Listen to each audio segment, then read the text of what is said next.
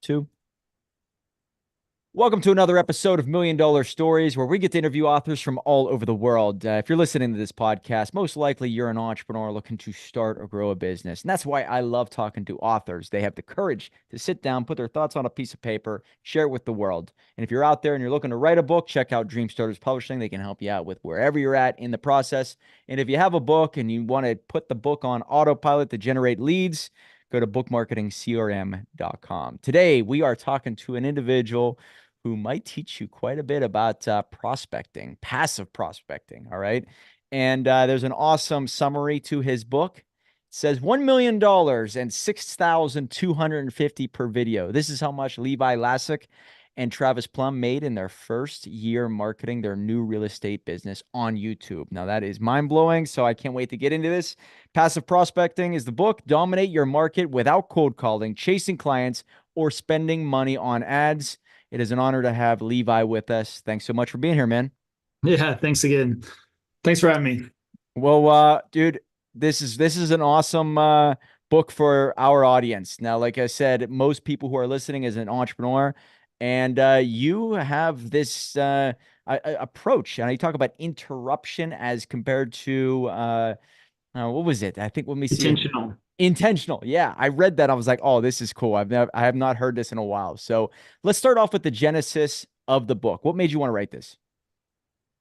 Well, I mean, books are cool, right? But that's first and foremost. I mean, I think I've always wanted to be an author since late teens, early 20s. I learned about Brian Tracy whenever I was probably about 21 or 22. It just kind of blew me away. All of his CDs, I bought CDs at that time and bought his books. So it's probably one of the first books I bought was his, I think, 100 Laws to Closing the Deal or something like that, or 100 Ways to Close the Deal. So I learned a lot of my sales skills from Brian Tracy. And I just always, I admire people that I look up to. And then I'm always wondering, will I ever be in that position? Can I ever get myself to that level? So I think writing a book is something that's also always scared me to death, because even sitting down, typing out your thoughts or writing down your thoughts or structuring everything, it just seems like a daunting task from the start. So that in itself, I think, was a challenge that always presented itself. But also, I was always scared if I could fill a book. Could I actually make it a good thick book that's set on the bookshelf, right? Or am I going to end up writing a 20-page ebook? Which, hey, look, nothing wrong with 20-page ebooks, but if I ever wrote a book, I wanted to be the subject matter expert. I wanted to have enough information that I could tell a good story and provide some value to the reader. But also, really, I just wanted a nice thick book to sit on the shelf.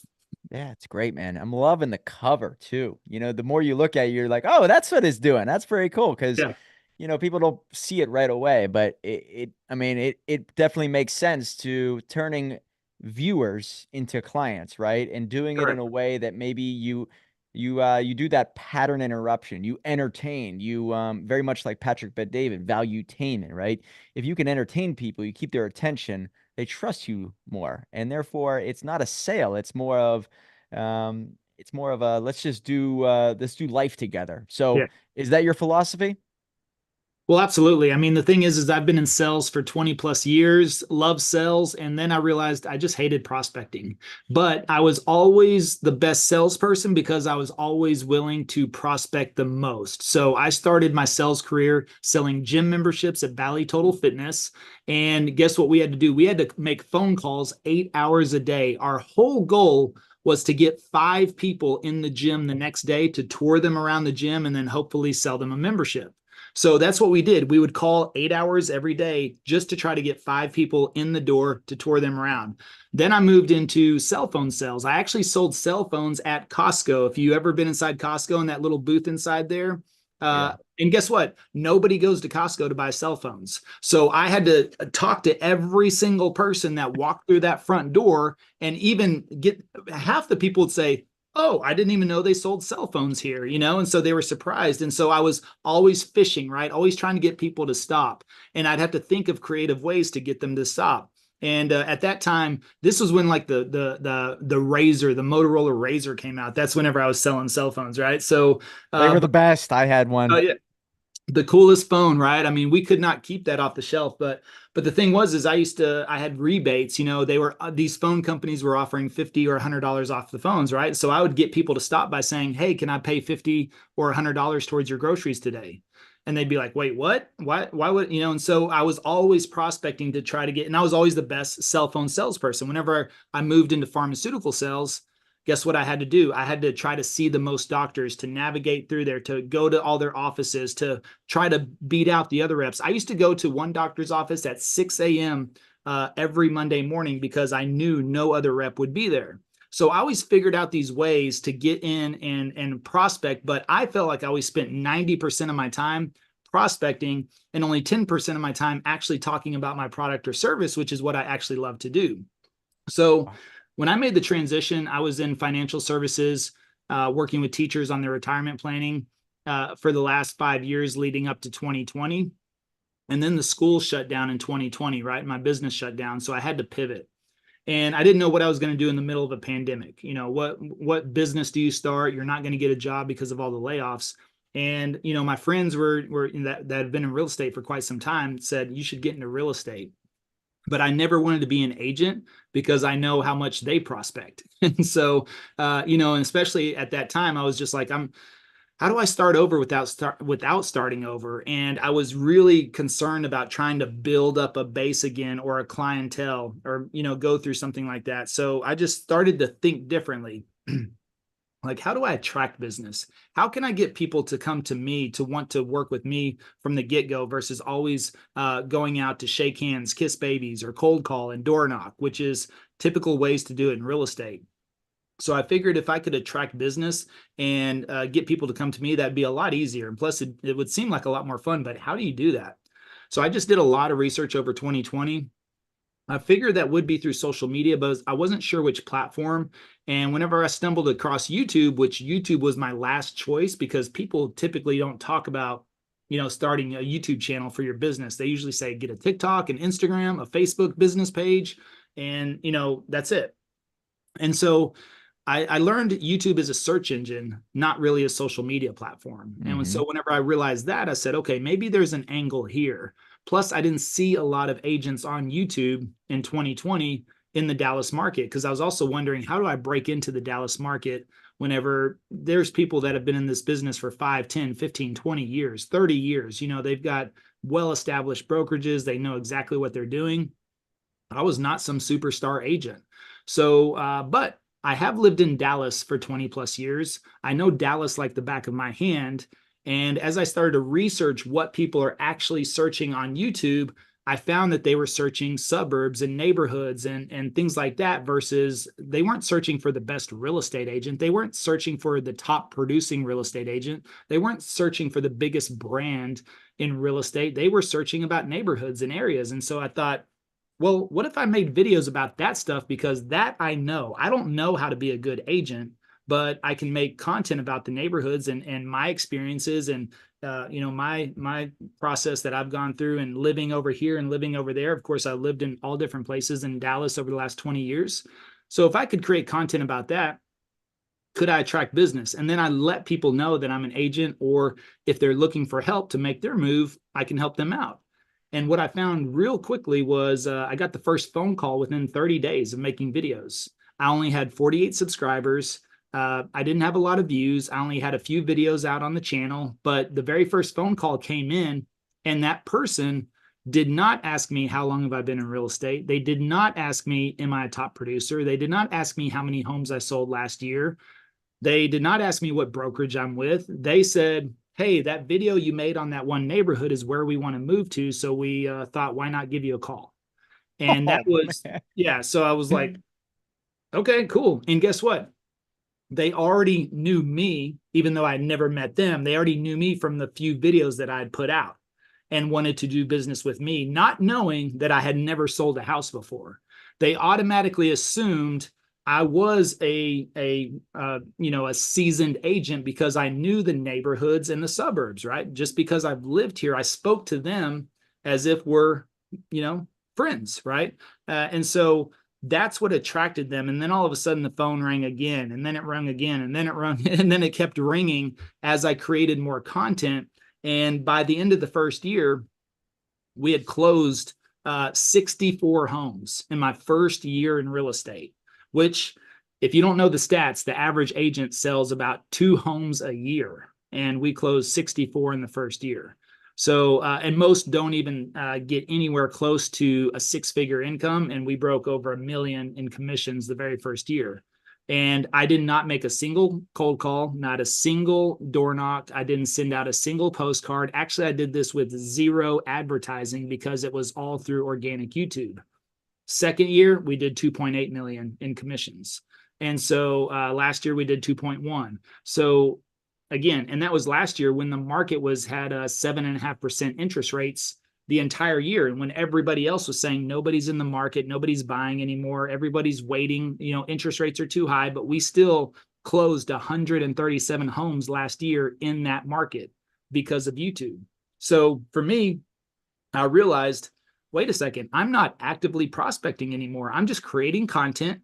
People are finding the content. They're searching for it. They're finding it on their own. They're clicking on it on their own. They're watching it on their own, right? They're making the decisions. I'm not paying to push them through a process. I'm not forcing myself on them. They're making all those choices. They're choosing, they're consuming content. And we know that when people consume content, the more content they consume, the more of a relationship they build up with you. And so whenever they call us, they've already decided that they want to work with us. And they've never asked any of those questions. They just assume I'm a seasoned agent, which I guess I am now. I mean, we've closed over 400 homes in the last 3 years now because of a YouTube channel.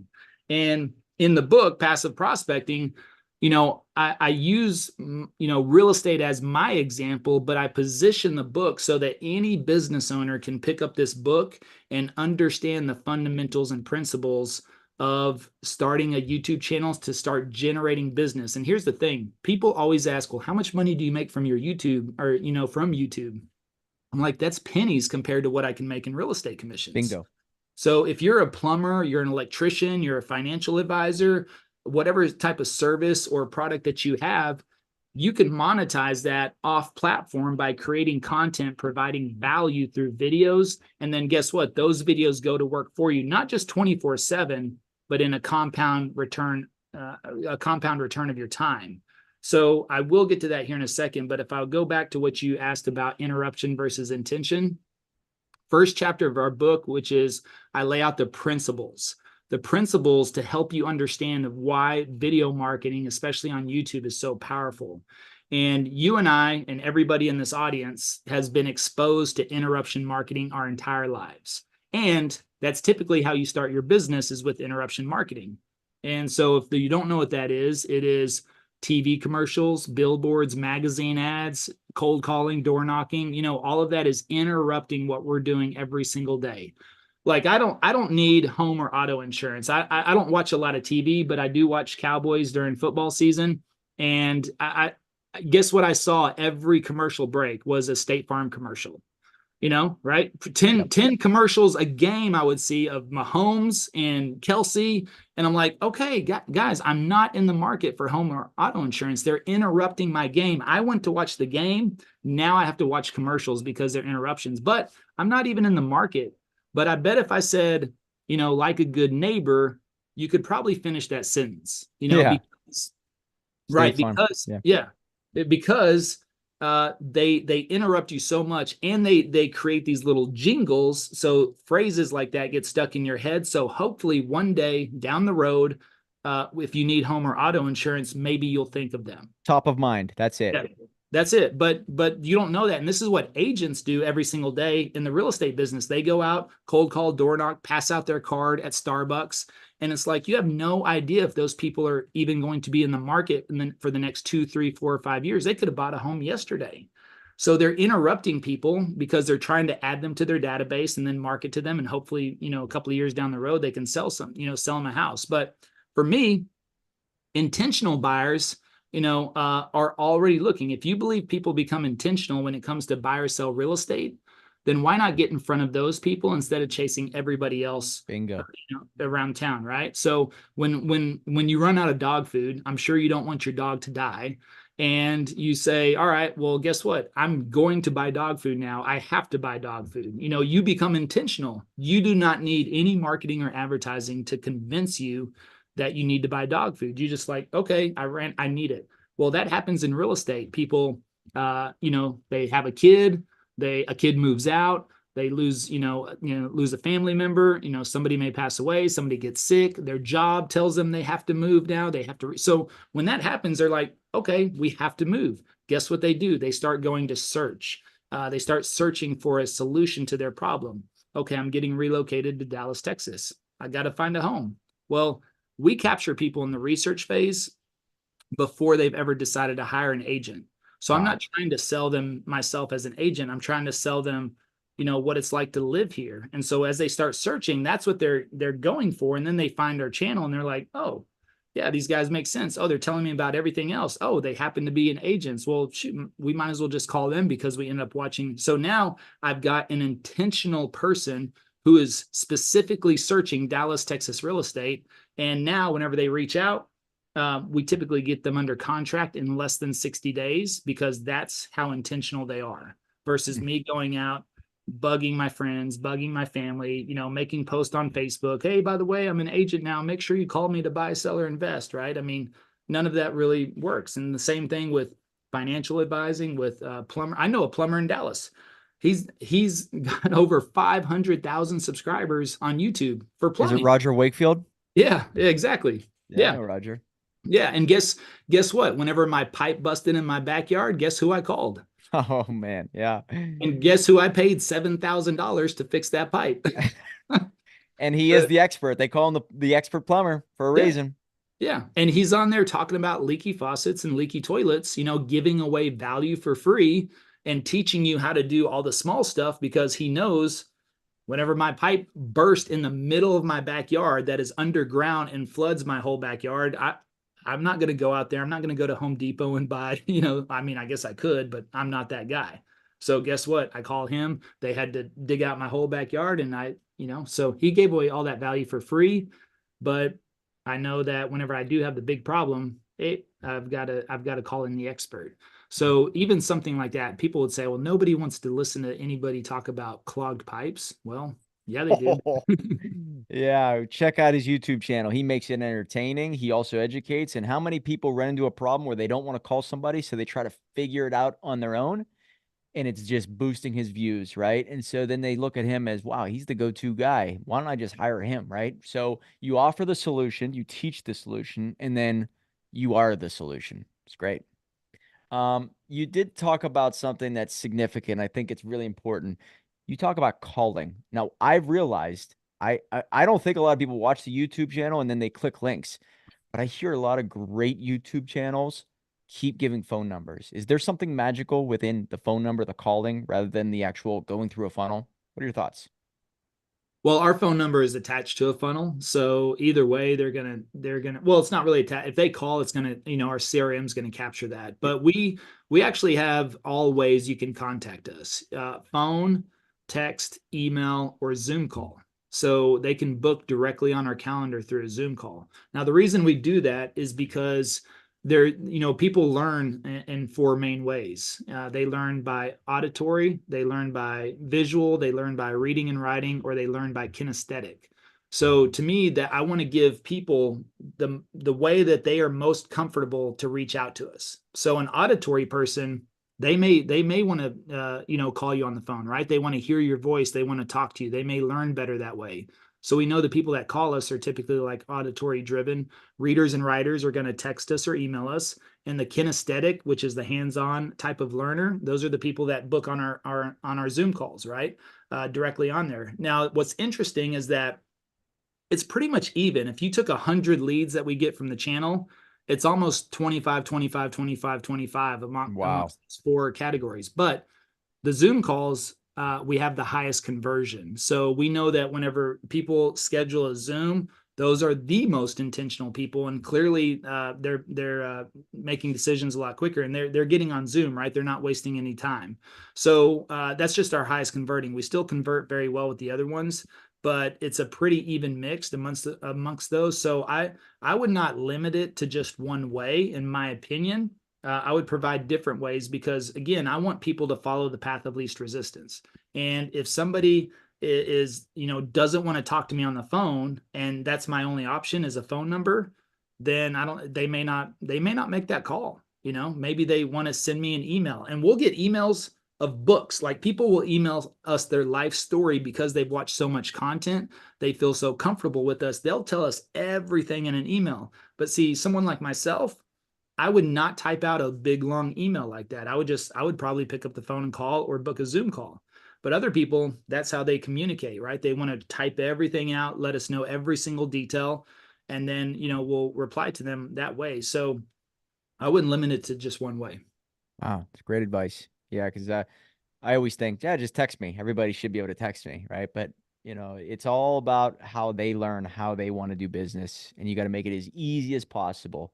Jordan Peterson has the great quote: "Life is a series of games. The goal is to get invited to play as many games as possible so you can win lots of games. So make it easy for them to invite you into their world." Now, you have a chapter here. It says quantity versus quality. There is a balance. There is a battle. Sometimes one is the way to go, sometimes the other, depending on what it is. What is chapter 2 all about? It's really about getting the right phone calls. So we don't really have lead capture forms on our YouTube channel because we've tested it. And people will submit for lead magnets. They'll submit their information, but they may be 9 months or 12 months out, from making their home purchase. And then what happens? We capture their information, we put them in our database, and then all of a sudden we're in pursuit. So now we're pursuing instead of attracting. Now we're contacting them every month or every other week, or sending, they're on our email list.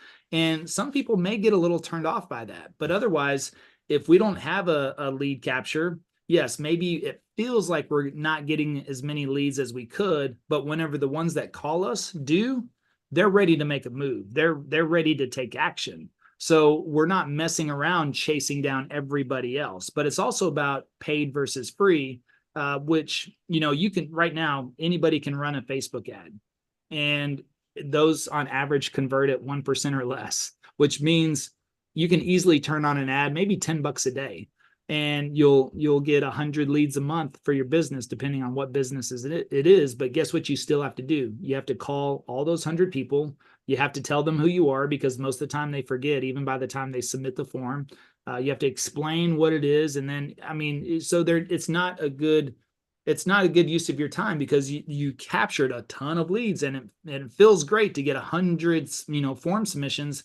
Doesn't mean they're in the market, doesn't mean they're ready to make a move, doesn't mean they're intentional, right? They could just be playing around, fishing around. You know how much people love to look at homes and things like that online, but don't, are not in the market at all. And so it's about getting the right leads, and we just wait. So we just wait for the phone to ring. We just wait for the email to pop up. We wait for people to jump on our Zoom, because whenever they do, again, they're within that 60-day time frame that they're going to pull the trigger. Yeah, I think that we've noticed that if there's a schedule now button, right, you're not going to get as many, but the ones that do that, they're solid, much more solid than the ads that we're running just for free books. And you're right, it's the less than 1%. And so maybe it is a way for you to test out your workflow, your Salesforce, your automation.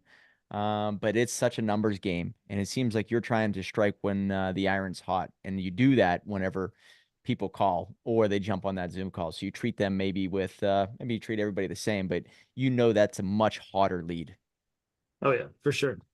So, tell me a little bit about, you said you run these videos, and they're basically, you put maybe some production costs, but they're free, right? You create content, maybe educating the world on what the market looks like in that certain area, but sounds like it's free. You're not running ads in regards to these. So paid versus free, it seems like your heart is always going to lead into attraction marketing rather than push, right? Yeah, well, that's also in that chapter I talk about the impression, and YouTube counts an impression as leaving your thumbnail on somebody's screen longer than 1 second. So that means if somebody's scrolling on their phone or even on desktop, if they just blow by your thumbnail, YouTube's not going to count that as an impression. But if they stop and they have time to look at thumbnails on the screen and yours sits up there for longer than 1 second, YouTube tracks that as an impression. So they're saying, hey, we've given the viewer the chance to click on your video. Well, over the last 3 years, YouTube has given us 45 million impressions for free. For free. So we've been put in front of 45 million sets of eyeballs at no cost. So what would that cost you any other way? You know, if you had to pay for a billboard to get that many eyeballs, if you had to pay for if you paid a penny per impression on Facebook ads, that would have cost me $450,000 in marketing to get to where I'm at. Now, would that be worth it? Sure. But most of the time, you've got to pay for a lot of marketing up front to get that compound return on the back end. A lot of people don't have that budget to start. So now the production costs I do have is I do have an editor. I never edited a single video myself. And I think that's a big reason a lot of entrepreneurs don't get onto YouTube, because they think they have to be the creator or the video editor themselves. And that's not true. I mean, if you have a serious budget crunch and you just can't afford an editor, then maybe you do have to learn to do that. But still, I would scrape together every penny I had, because it's worth it. If you don't know how to edit, it's a pain to try to figure that out and learn it. Outsource. Who, not how, guys. Who, not Yeah. how. Exactly. So do everything you can. That's the one expense I had from the start. But otherwise, I used my iPhone. I used a $20 microphone. I used a $20 little tripod. I still use this as like my little selfie stick, or to set up here in the office if I want to make an office video. So I could get away with $50 worth of equipment and using my iPhone. And I did that for the first year and a half. And I just paid an editor, a really cheap editor in the beginning, you know, whenever I had a really low budget, to edit the videos that I was making. And then of course, as the commissions rolled in, then I started to upgrade everything that I had. So how often are you producing content? Is this daily? Is this weekly? What's it look like now?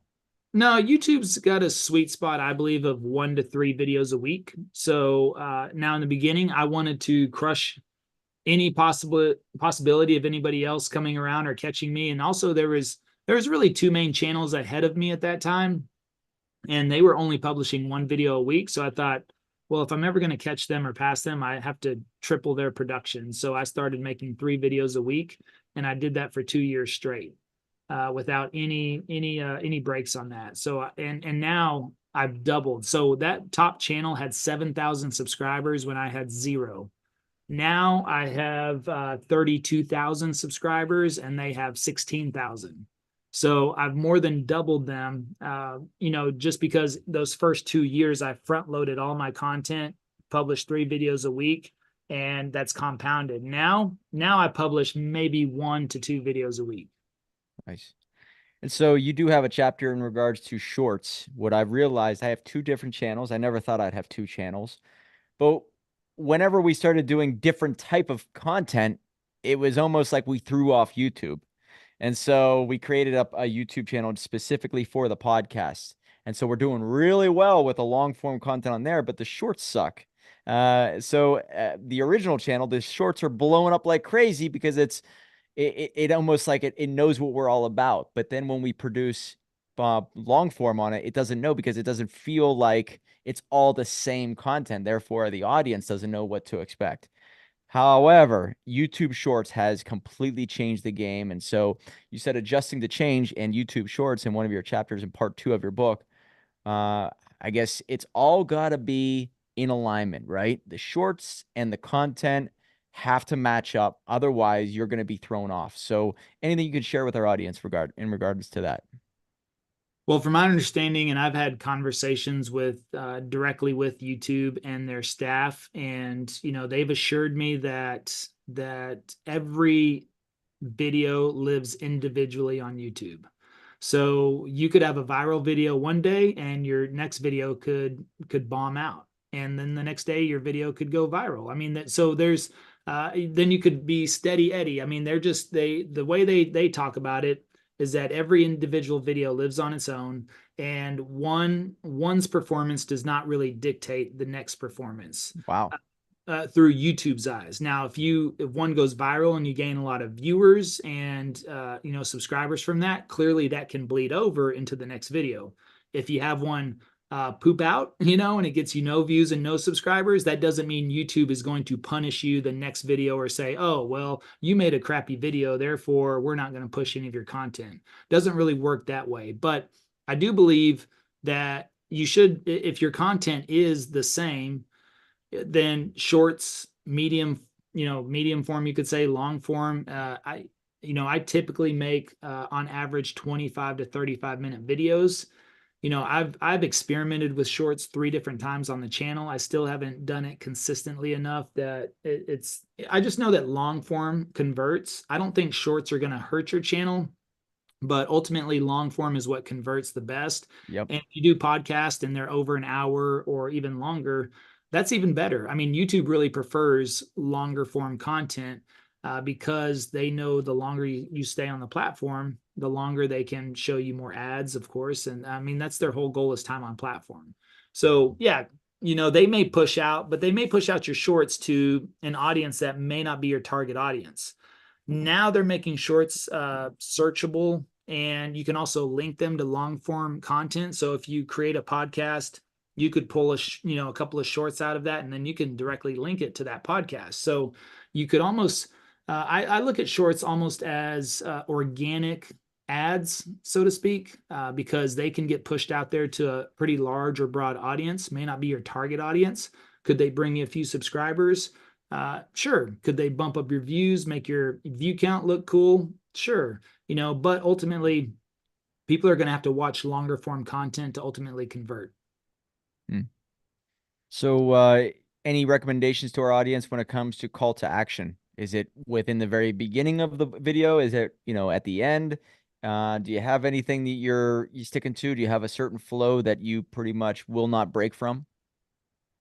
Yeah, I mean, we pretty much do it at the beginning and the end. You're always talking to the first time viewer, in my opinion. You're always talking to the first time viewer, because the people that come back to your channel or watch your content, if you say the same thing at the beginning or have the same call to action, they already know what you're going to say. It's not like they're going to get pissed off and leave. They know how good the content is, so they'll stick around for that. So, we're always kind of talking to the first time viewer, letting them know why they should subscribe. And we do that with a value or a service based, statement. So I would say something like, subscribe so you can be the first to learn about the current market in Dallas. You see, that says a lot more to somebody than Oh saying, yeah. hey, subscribe so you know when I drop a new video. Well, if I just, okay, well, what new video? What does that even mean? Subscribe. So, okay, so I know when you see what I'm saying. Subscribe so you know when I drop a new video. That's a selfish based statement. Not that you're intentionally being selfish, but that's how in the viewer's mind it doesn't speak to them. It speaks to you. You're like, hey, I want you to know when I drop a new video. Therefore, I'm going to tell you subscribe so you know when I drop a new video. But what value does that provide to the viewer? If I say subscribe so you can be the first to learn about the current market in Dallas, well, guess what? Now I'm speaking to them. I'm giving them a reason to subscribe. I'm also letting them know by subscribing, you're going to be the first to learn, right, about the current market. Things are changing. You want the inside track, right? You want to know what I know. So it also speaks to them in a manner that gives them a reason and also seems exclusive to them. So things like that. And if I have that call to action, and then I'll just say, hey, if you're thinking about making the move to Dallas, all of our info is in the description box. Happy to help you make a smooth move to Dallas. And moving is one of the most stressful things in people's life whenever they have to do that.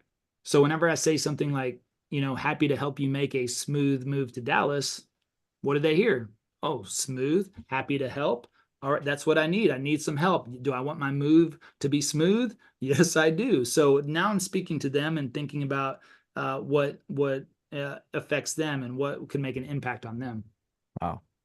Are you very active on other social media, almost promoting the YouTube channel, or is YouTube really the driver since it is search related and that is attraction marketing 101? I mean, I'm thinking that social media is a very much a resume builder, but YouTube's a different game, like you said. So how do you play the other platforms?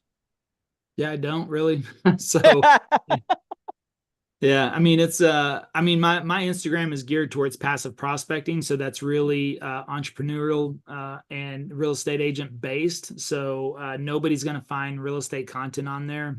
So I just like how I don't push. I never promote the videos on other platforms. And other platforms don't like that. Facebook doesn't like it when you post a YouTube video on there. Right. Instagram doesn't like it. They don't want you to take away from their platforms. So it usually doesn't work too well on that side of it. Those platforms don't like it. But otherwise, I'm driving all my real estate business from YouTube. So I'm not worried about Instagram and Facebook and TikTok and these other platforms. You put this And book out. I'm not saying that's the best strategy either, because but you know, I prefer to go deep versus wide. The deeper I can go on a subject, I think I can turn out more business than going wide. If I introduce TikTok and Instagram into my strategy, the way I see it is now I'm splitting my time 33% across three different platforms instead of spending 100% of my time focusing on YouTube. Yeah, dance with the person who brought you. So seems like it's working out for you. But you put this book out, I believe it was 1 year ago, just about. How Yep. has your life changed? Are you getting more speaking gigs? I mean, I tell everybody who has done something really significant to write a book. It's part of our business. So what has it done for you, and how are you treated differently in the marketplace?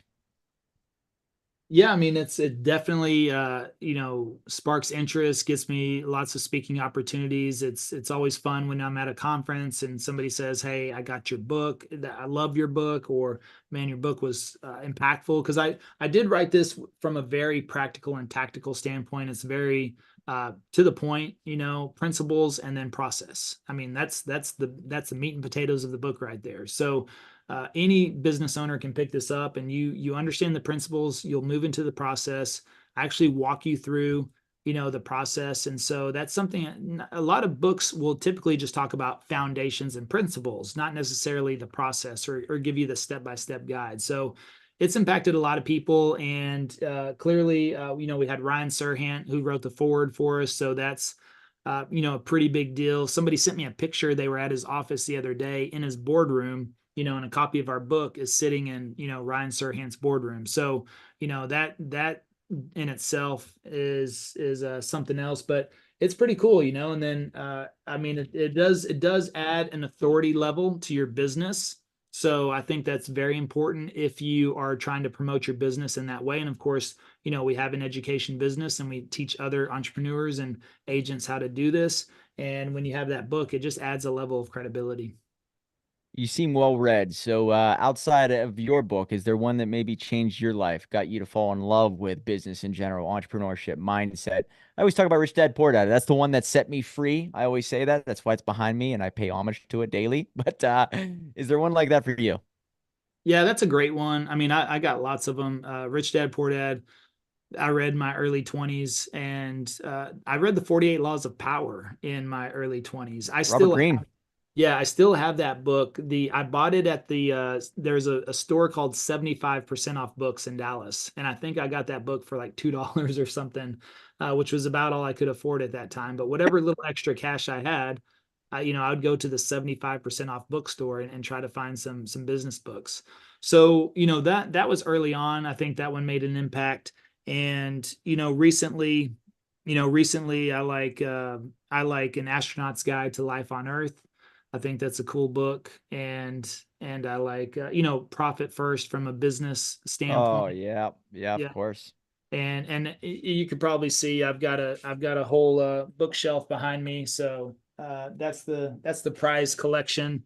It's one of the things. I was actually talking with somebody else. That's kind of one of my hobbies, I would say, is collecting hardcover. I always buy hardcover books, and something that I just like to have on my bookshelf. And I've been carrying around some of these books for 20 plus years. Nice. Yeah, man. I think that entrepreneurship is a personal development journey disguised as a business journey. So, the more you read, the more you earn. It's how it goes. That's why I love it so much. So, guys, his book is called Passive Prospecting: Dominate Your Market Without Cold Calling, Chasing Clients, or Spending Money on Ads. I talked to Roger Wakefield quite a bit, so I can't wait to mention that you brought up his name on this call, just so you know. Levi, that's pretty awesome. Anyways, and you hired him. So hopefully, you guys are still working together. I'm assuming he probably is at the same conferences that you're at. Is that right? Yeah, I met him at Vid Summit, and so that was pretty cool. Saw him speak there, and yeah, he's a super nice guy. Yeah, he crushes it on YouTube. He And what's probably cool is that whenever his van pulls up and it looks like a YouTube thumbnail. So, that's marketing 101 right there, he's taught me so much about YouTube, and what you're saying is exactly in alignment with what he says. So, yeah, preaching the right message. Anyway, guys, check out Passive Prospecting. Go to his YouTube channel. What's your YouTube channel? So we have two channels mainly, of course, passive prospecting for the business owner, and then our real estate facing channel is Living in Dallas, Texas. Nice. Excellent stuff, man. I'm going to pick up a few pointers. I'm going to watch some of your videos, see if there's anything I can apply to book publishing and book marketing. I'm sure there are going to be. So, Appreciate it. Levi, thanks so much for your time, man. Appreciate all the wisdom you've given us at the Million Dollar Circle and us on the Million Dollar Stories podcast. Thanks, Mike. Remember, guys, $1 Million Book will lead to $1 million life.